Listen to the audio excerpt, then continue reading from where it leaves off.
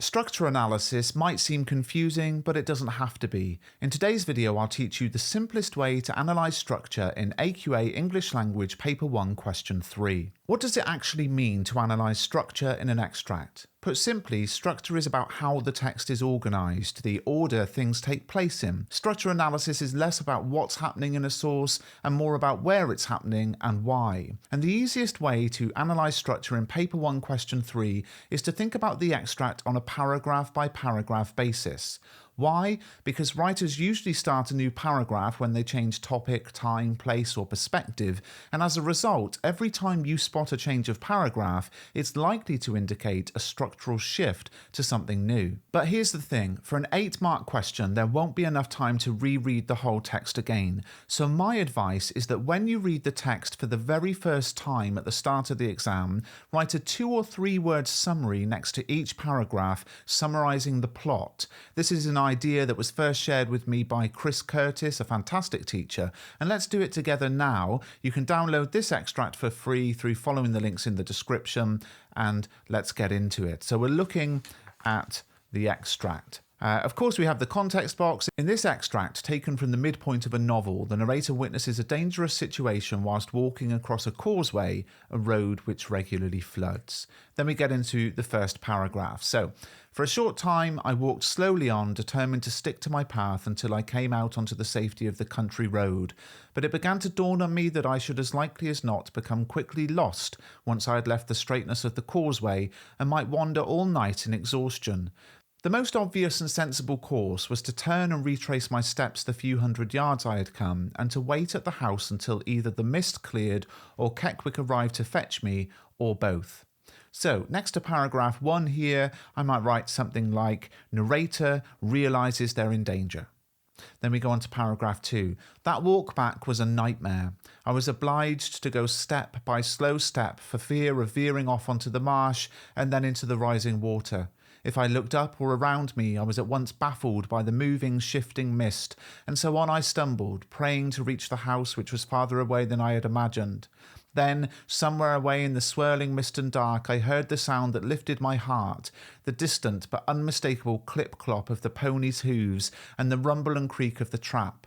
So Keckwick was unperturbed by the mist, quite used to travelling through the lanes and across the causeway in darkness, and I stopped and waited to see a lantern, for surely he must carry one, and half wondered whether to shout and make my presence known, in case he came suddenly upon me and ran me down into the ditch. Okay, so next to paragraph 2 here, I might just write struggle, return, journey. Remember, we're just looking for a few words. We don't want this to take too long, so we just want to be brief, but enough there that when we look back at it, we can remember, oh yeah, that's when this happened. Then I realised that the mist played tricks with sound as well as sight, for not only did the noise of the trap stay further away from me for longer than I might have expected, but also it seemed to come not from directly behind me, straight down the causeway path, but instead to be away to my right, out on the marsh.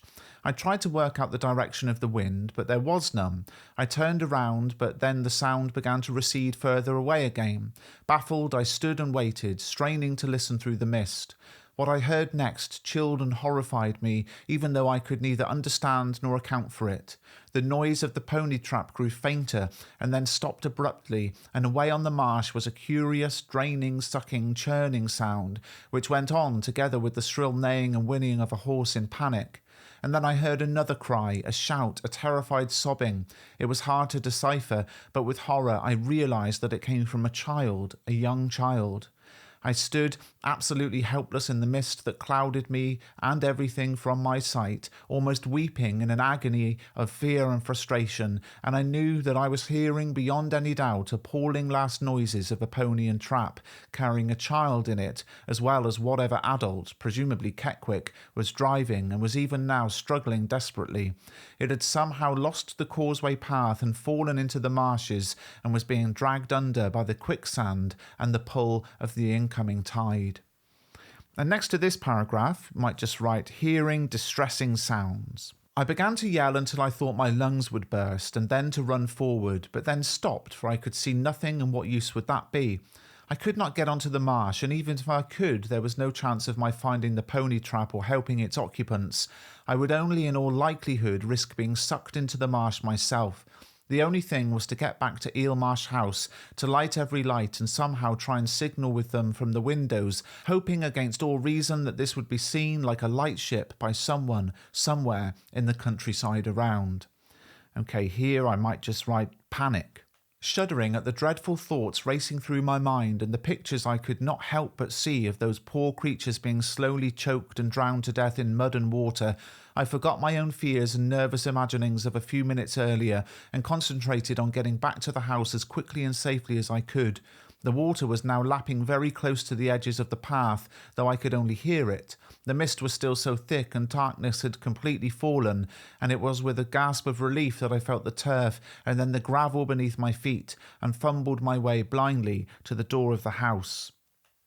Okay, so here I might write rush back to house, and then we've got this very short paragraph. Behind me, out on the marshes, all was still and silent. Save for that movement of the water, the pony and trap might never have existed. So here I might write silence.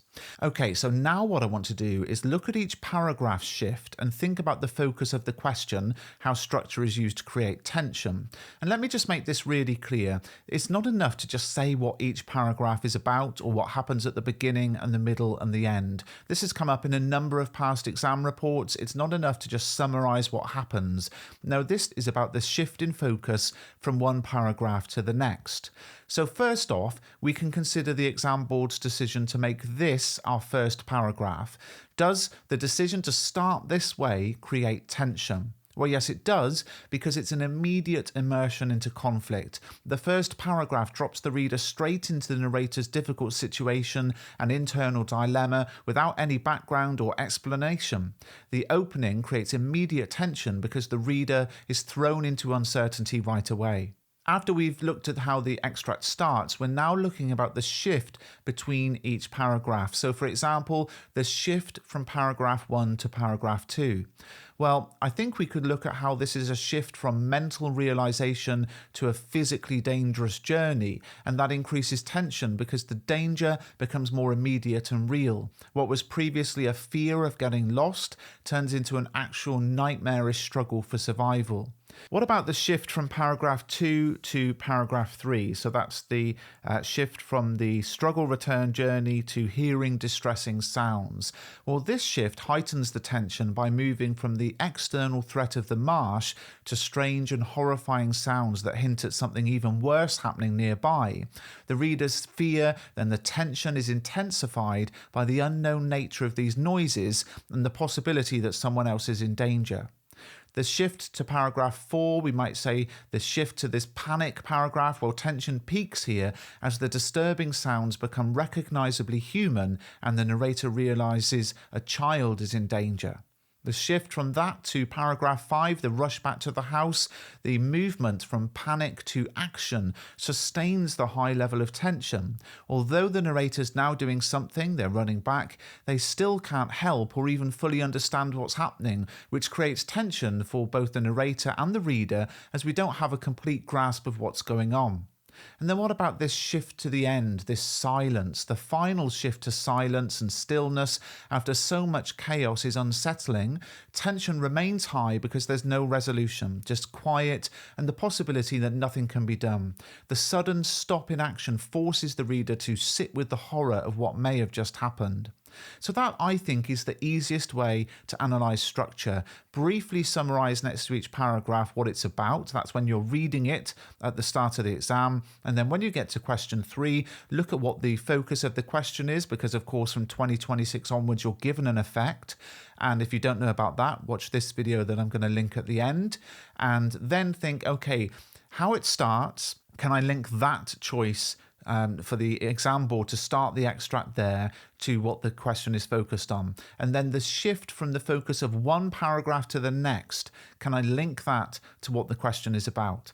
Now, what if you can't link all of them? What if you think, oh, the shift from paragraph 3 to 4, I can't link that to tension? Well, then don't write about it. This is an 8-mark question that you're going to spend about 10 minutes on. You're not going to be able to write about everything in there anyway. So you want to look through and pick maybe 2, possibly 3 things you think you can write well about and get straight straight into writing that answer.